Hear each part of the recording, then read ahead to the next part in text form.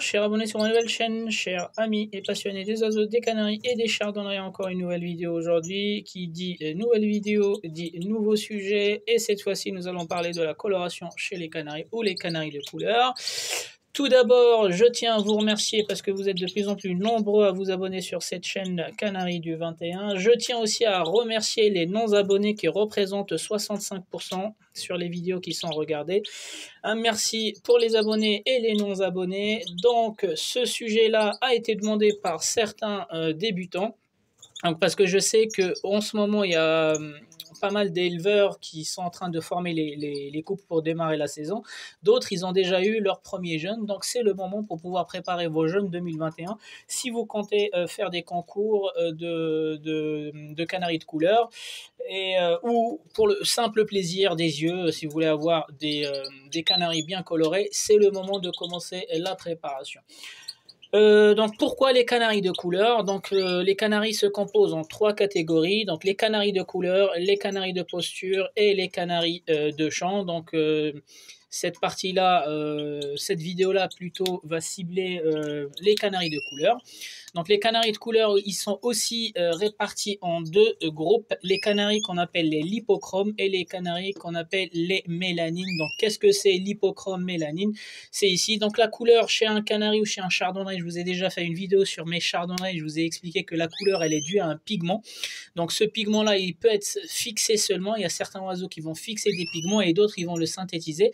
Mais partant de l'origine des pigments, les pigments sont scindés en deux parties. Donc les pigments qui sont responsables de la mélanine, donc les couleurs sombres, et l'absence de cette mélanine donne l'autre catégorie lipo. Donc il n'y a pas un pigment qui est lié au lipo, c'est le manque ou l'absence de la mélanine qui donne cette catégorie, les lipochromes.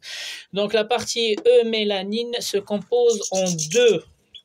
Je dis bien en deux parties. Donc, quand le taux d'oxydation est très élevé, ça se traduit par des couleurs noires. Quand le taux d'oxydation est plus faible ou moins élevé, ça se traduit par une couleur brune. Et à partir du noir et du brun, on peut créer l'agate, on peut créer l'isabelle, on peut créer plusieurs déclinaisons. Donc, voilà, l'origine, c'est du noir et du brun. Et la combinaison du noir avec du brun, ça peut donner des couleurs qu'on a vues sur le chardonneret. Je vous invite à retourner voir les vidéos où je présentais les chardonnerets, l'isabelle, l'agate, etc. Donc, les canaris mélanines, ils sont à fond sombre, ce qu'on appelle fond sombre, ça veut dire le fond, il est noir, il est brun, et il est une combinaison entre le noir et le brun, c'est-à-dire l'agate, l'isabelle. Ils ont souvent des stries. Donc ceux qui ne savent pas ce que c'est les stries, c'est des espèces de traits ou des motifs qui sont souvent sur le dos, sur les ailes. Donc voilà, donc maintenant l'autre partie, les lipochromes. Les lipochromes, comme on avait dit, ça se traduit par l'absence de la mélanine. Donc c'est pas des pigments qui vont rendre l'oiseau blanc, c'est au contraire, c'est les pigments noirs et bruns qui disparaissent totalement, qui laissent place en fait au fond. Donc on revient ici, le fond qui est clair, il peut être jaune, il peut être blanc, il peut être rouge. Il est uni, donc il n'y a pas de stries. Cette fois-ci, il n'y a pas de stries. Donc, bien distinguer les lipochromes. Les lipochromes, en fait, ça se traduit par l'absence de la mélanine. Ils ont souvent une couleur unie, sans stries. Et les mélanines, eux, par contre, c'est deux pigments qui vont jouer dans leur coloration. Le noir, le brun et la combinaison, le noir et le brun. Par exemple, si vous mettez 70 noir et 30% brun, ou vous mettez 90 brun et 10% et 10% brun, vous avez des nuances qui sont différentes. Donc voici concernant les couleurs, très brièvement pour pas que la vidéo dure plus de 20 minutes. Donc après la couleur, il y a aussi l'aspect des plumes. Et oui, pour les canaris de couleur, enfin, le mot il est un peu trompeur, donc on ne regarde pas que la couleur, on regarde aussi la posture, on regarde aussi la qualité des plumes, la qualité du bec, des pattes, des bagues aussi les amis, si vous voulez faire des concours, les bagues sont obligatoires. Et donc du coup, on va attaquer la partie plumes. Donc les différentes plumes nous font organiser les canaris en trois catégories. Donc la première catégorie, c'est les chimelles. Donc qu'est-ce que c'est qu'un canari chimelle? En fait, c'est un canari qui a des plumes qui sont plus longues que les autres. Et ces plumes-là, quand elles sont colorées, en fait, elles gardent le bout ou l'extrémité qui est blanche, on dit saupoudrée ou un effet de neige, etc. Pourquoi la coloration n'arrive pas jusqu'au bout de la plume? Parce que tout simplement, comme on l'a indiqué ici, les plumes, comme elles sont longues, la coloration n'arrive pas. Ça, c'est une explication parmi d'autres. Hein. Vous allez aussi regarder sur Internet ou sur des livres. C'est la seule explication qu'on a aujourd'hui. Mais bon, comme les plumes, elles sont longues, leur extrémité ne se colore pas, ce qui fait que le bout de la plume, il est blanc et laisse apparaître en fait les petites, la petite poudre blanche, d'où l'appellation chimelle. Les chimelles, ils ont une densité de plumes supérieure aux intensifs. Donc, ils ont un duvet qui est très riche et surtout, leurs plumes adhèrent moins. En fait, on dit souvent que le chimel est plus gros que l'intensif. Non, c'est faux parce que si vous leur enlevez les plumes, le chimel, il fait la même taille que l'intensif. On peut même trouver des chimels qui sont plus petits que les intensifs. C'est juste l'effet. La qualité de leurs plumes, en fait, comme elles adhèrent moins au corps, elle les fait un peu gonfler. Donc du coup, ça nous donne l'impression que les chimelles, ils sont plus grands que l'intensif. Donc maintenant, la deuxième catégorie qui est l'intensif, c'est tout à fait le contraire du chimelle, c'est-à-dire les plumes, elles sont courtes. Comme elles sont courtes, la coloration, elle arrive bien et d'une manière homogène jusqu'à l'extrémité de la plume, ce qui leur donne en fait une couleur uniforme sur tout le corps. Et leurs plumes, contrairement aux chimelles, leurs plumes, elles adhèrent bien. Et moi, personnellement, j'adore en fait les intensifs. À choisir entre l'intensif et le chimel. Le chimel aussi, il a ses spécialistes, il a ses amateurs, mais moi j'adore l'intensif parce que je trouve en termes de posture, en termes d'hygiène de plumes, il est propre et j'aime bien les oiseaux qui ont des plumes qui adhèrent bien, qui se collent bien contre le corps. Donc, intensif, c'est l'inverse de chimel. Chimel, c'est le contraire d'intensif. Il nous reste une troisième catégorie. Et cette catégorie-là, elle est très, très appréciée par les éleveurs. Ce sont les mosaïques. Donc, quand je parle de mosaïque, n'allez pas penser que le mosaïque n'existe qu'en l'hypochrome, le mosaïque jaune ou le mosaïque rouge. Non, le mosaïque, il peut exister chez les canaris qui sont mélanine et l'hypochrome. Parce que souvent, quand on fait référence au mosaïque, les gens ils vont penser tout de suite le blanc avec le masque rouge ou le masque blanc, donc cette catégorie-là de l'hypochrome. Non, il existe aussi des canaris mélanine, ça veut dire à fond sombre, noir, brun, agate, Isabelle, qui sont aussi mosaïques. Donc, ne mélangez pas. Le mosaïque, c'est par rapport à la plume. Et la couleur, c'est par rapport à la couleur et aux pigments qui sont responsables de la couleur. Donc, c'est ce que j'ai marqué. Le mosaïque peut être un hypochrome ou un mélanine. Et par contre, la particularité du mosaïque, c'est ce qu'il a, ce qu'on appelle les points d'élection. Les points d'élection, par exemple, on va les voir ici. Donc, on va commencer par le mâle. Donc, le mâle est celui-ci. Donc, les points d'élection, c'est son masque rouge. Il faut qu'il dépasse les yeux. Ce sont les épaules. Donc, moins les épaules, moins le rouge de ses épaules par loin, mieux il est. Voilà, donc le masque, il faut qu'il soit le plus rouge intensif, il faut qu'il dépasse les yeux le plus grand possible. Les épaules, il faut que les taches rouges ou jaunes sur les épaules soient les plus petites possibles. Derrière la queue, ou le début de la queue, ça dépend dans quel sens aussi, il faut que la tache soit la plus petite. Et si vous regardez sur sa poitrine aussi, il faut qu'il ait une tache la plus petite possible. Donc voici les critères du mosaïque mâle. Par contre, un signe qui est éliminatoire, je ne vais pas rentrer dans les détails en fait de tout, enfin le flanc, etc. C'est juste la tache qui est sur sa poitrine. Il ne faut jamais qu'elle colle le masque. Ça veut dire il ne faut pas entre le rouge de sa poitrine et le masque, le rouge de son masque, il y ait un tunnel, ce qu'on appelle un tunnel ou du rouge qui colle. Il faut absolument que ça soit séparé par un beau collier blanc. Donc là, le mosaïque par exemple ici, c'est du lipo mosaïque rouge, il faut qu'il soit très blanc et uniquement les points dont on vient de citer, là, qu'on vient de parler, les points d'élection sur le mâle.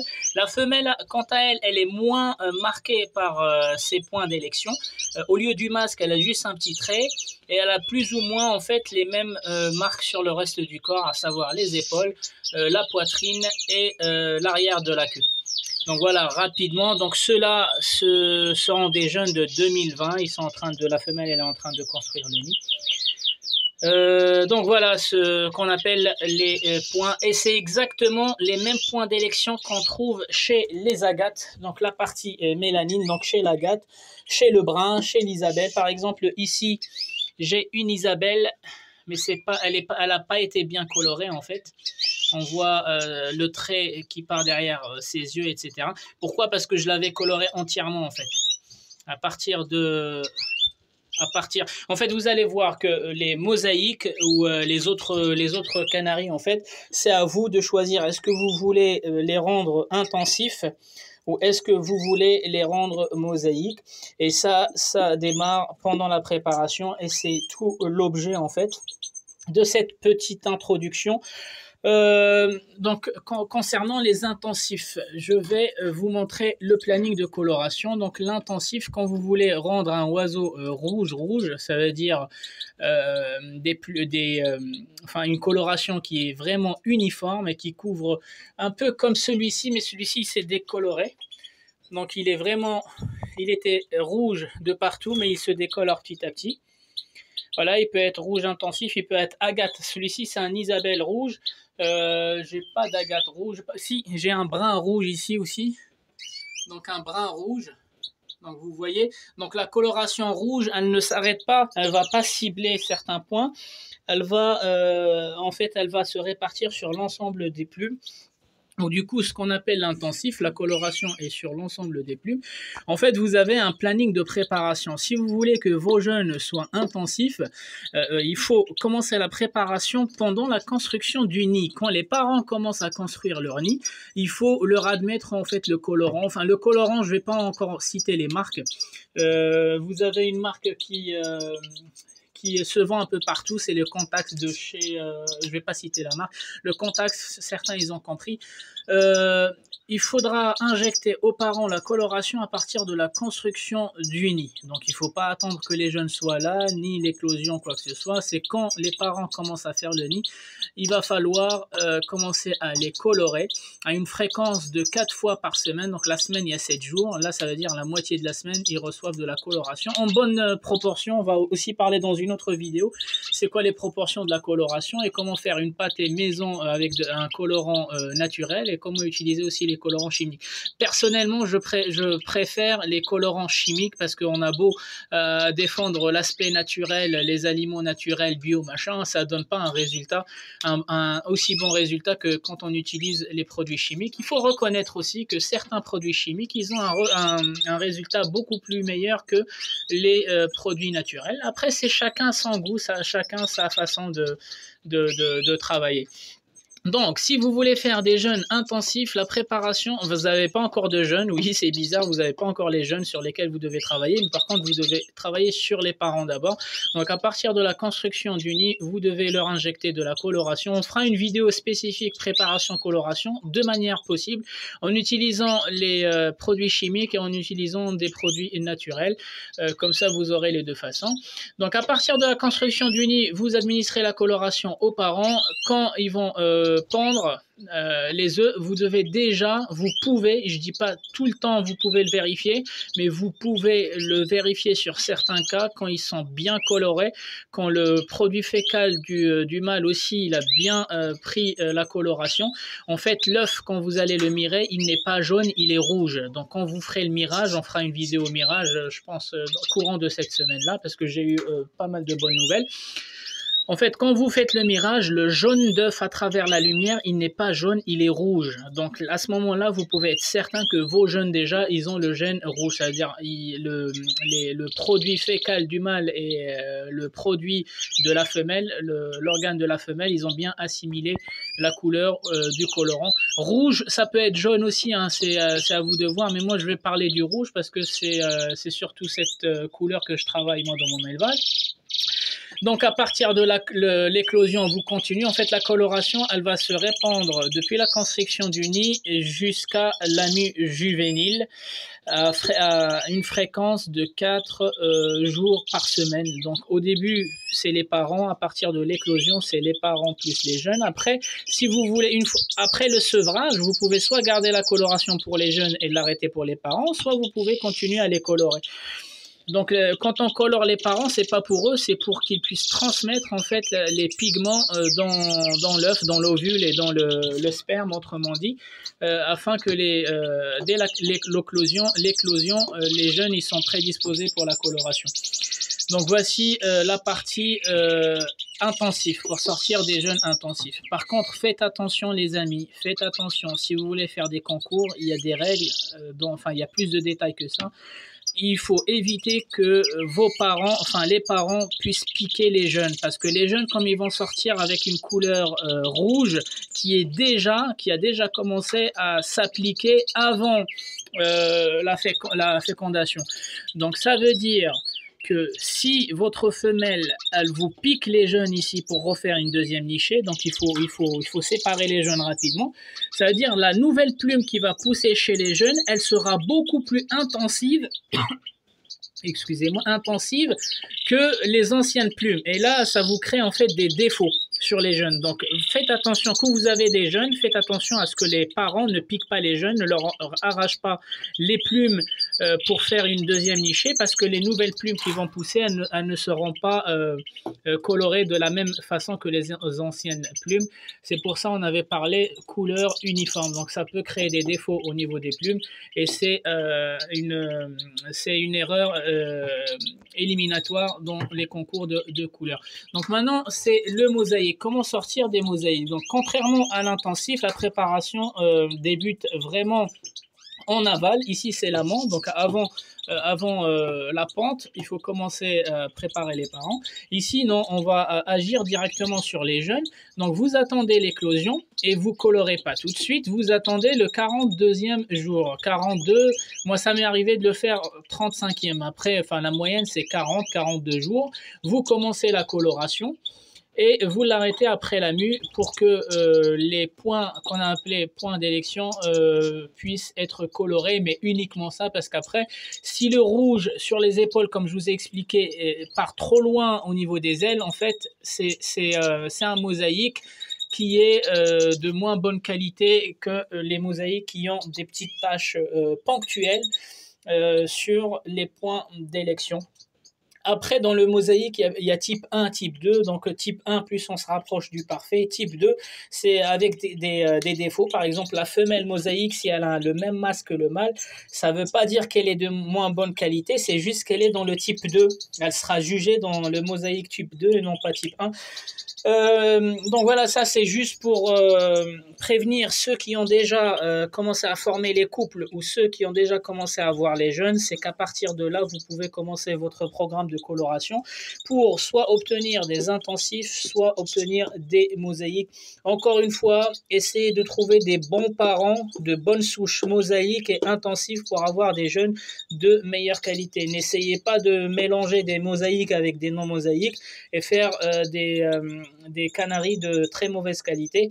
Déjà, la sélection de vos jeunes, elle dépend déjà de la sélection des parents. Donc, quand vous achetez des parents, juste pour vous donner une idée, en fait, il y a des mosaïques qui coûtent 50 € pièce, comme il y a des mosaïques qui coûtent 20 € pièce. Et donc, le prix y est aussi pour la qualité.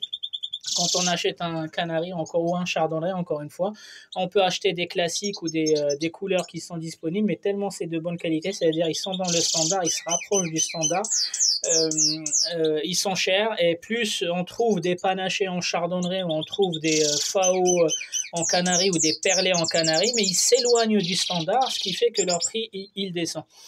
Donc voilà les amis, j'espère que cette petite vidéo vous a donné certaines informations et surtout, elle vous a rappelé que si vous comptez travailler des jeunes intensifs ou mosaïques, il faut commencer à partir de ces deux plannings. Je pense que je ferai une vidéo avec la coloration pour vous montrer comment je prépare les colorations pour les gens qui optent pour la coloration naturelle et pour les gens qui optent pour la coloration industrielle ou chimique. Je vous montrerai les deux façons ou les deux méthodes de préparation. Donc voilà les amis, j'espère que cette vidéo vous a plu. Je vous souhaite un bon visionnage et je vous dis ciao ciao.